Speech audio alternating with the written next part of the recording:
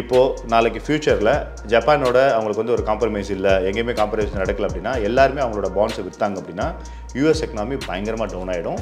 அது ட்ரம்ப்னால கண்ட்ரோல் பண்ணவே முடியாது. இது ட்ரம்ப்புக்குமே நல்லாவே தெரியும்.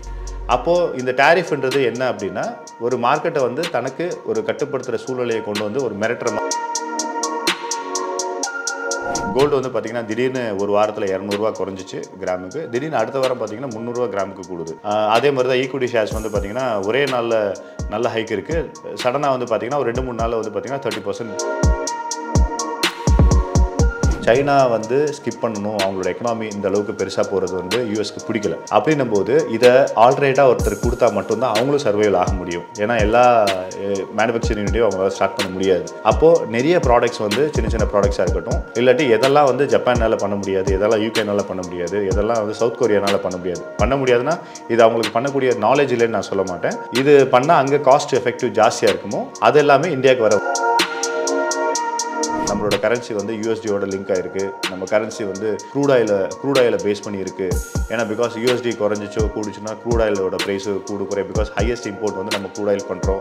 ஒரு அன்சர்டனிட்டி இருக்கிறதுனால எல்லோரும் பேனிக்காக இருக்கிறதுனால கோல்டோட ப்ரைஸ் வந்து இன்க்ரீஸ் ஆகிட்டே இருக்குது. பட் இது ஒரு நாள் கட்டுமானத்தின் வலிமை, கட்டிடங்களின் பாதுகாப்பு. ஸ்ரீ துர்கா டிஎம்டி கம்பிகள். நியூஸ் கஃபே நேயர்களுக்கு வணக்கம். நான் அஜ்மல் ஃபின்வேலட்லேருந்து.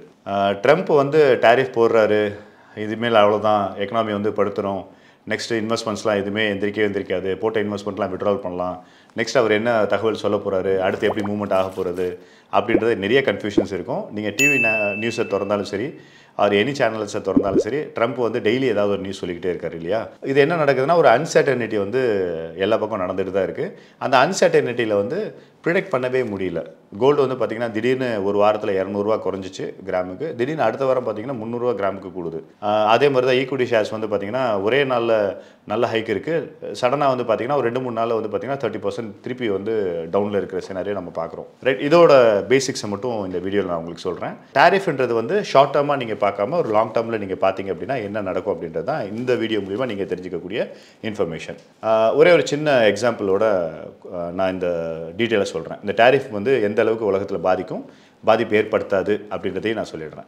ஃபஸ்ட்டு விஷயம் வந்து பார்த்தீங்கன்னா, கார்மெண்ட்ஸ் இண்டஸ்ட்ரி இருக்குது பார்த்தீங்களா, டெக்ஸ்டைல் இண்டஸ்ட்ரி இருக்குல்ல, அது வந்து வேர்ல்டு லெவலில் வந்து பார்த்திங்கன்னா மேஜரில் சப்ளை பண்ணுறது வந்து பங்களாதேஷ்லேருந்து தான். கிட்டத்தட்ட பங்களாதேஷோட டோட்டல் எக்ஸ்போர்ட் வந்து பார்த்திங்கன்னா $40 பில்லியன் வந்து டோட்டலாக அவங்க வந்து எக்ஸ்போர்ட் பண்ணுறாங்க, எல்லா கண்ட்ரியும் சேர்த்து. இதில் கிட்டத்தட்ட 25% வந்து யூஎஸ்க்கு மட்டுமே பண்ணுறாங்க.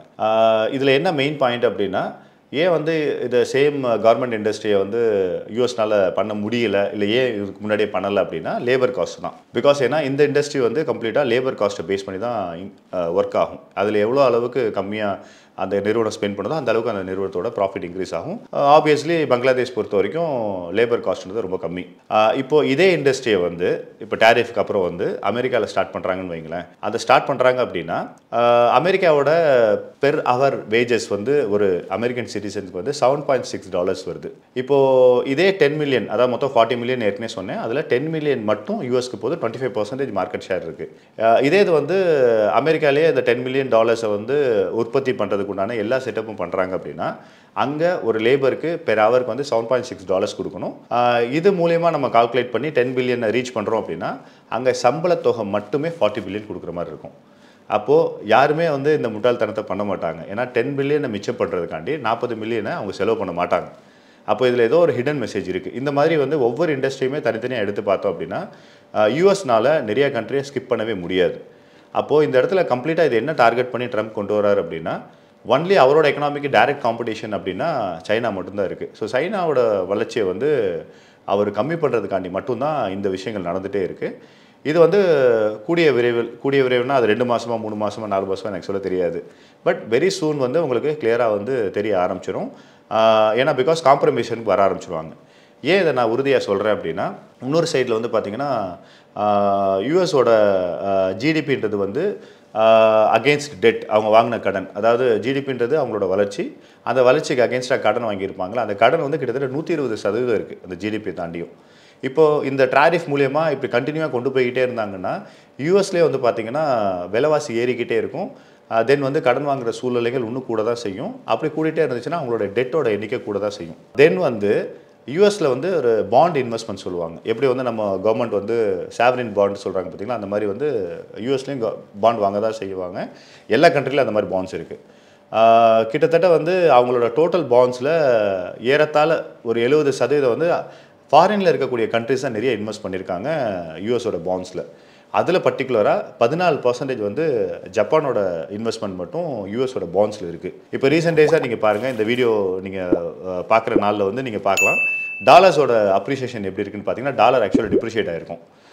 ஏன் பிகாஸ் அப்படின்னா பாண்ட்ஸ் வந்து சப்போஸ் விற்கிறாங்க அப்படின்னா இல்லாட்டி அந்த டைட்டான சுச்சுவேஷன் வந்துச்சுன்னா யூஎஸோட டாலர் வந்து பெர்ஃபார்ம் பண்ணாது. இப்போது நாளைக்கு ஃப்யூச்சரில் ஜப்பானோட அவங்களுக்கு வந்து ஒரு காம்ப்ரமைஸ் இல்லை, எங்கேயுமே காம்ப்ரமைஸ் நடக்கலை அப்படின்னா எல்லாருமே அவங்களோட பாண்ட்ஸை விற்றாங்க அப்படின்னா யூஎஸ் எக்கனாமி பயங்கரமாக டவுன் ஆகிடும். அது ட்ரம்ப்னால் கண்ட்ரோல் பண்ணவே முடியாது. இது ட்ரம்ப்புக்குமே நல்லாவே தெரியும். அப்போது இந்த டேரிஃப்ன்றது என்ன அப்படின்னா ஒரு மார்க்கெட்டை வந்து தனக்கு ஒரு கட்டுப்படுத்துகிற சூழ்நிலையை கொண்டு வந்து ஒரு மிரட்டுற மாதிரி விஷயம்தான். இது வந்து டெஃபினெட்லி அவங்க வந்து ஜப்பானுக்கு அகேன்ஸ்டாக போக மாட்டாங்க, இந்தியாவுக்கு அகேன்ஸ்டாக போக மாட்டாங்க. கிட்டத்தட்ட ஒரு 4 கண்ட்ரியை வந்து அவங்க சொல்கிறாங்க இவங்களோட வந்து ஒரு பரஸ்பரமான ஒரு மியூச்சுவல் அண்டர்ஸ்டாண்டிங்கில் போயிடுவாங்க, ரொம்ப இவங்களோட வந்து சண்டை போட்டுக்க மாட்டாங்க அப்படின்றத சொல்கிறாங்க.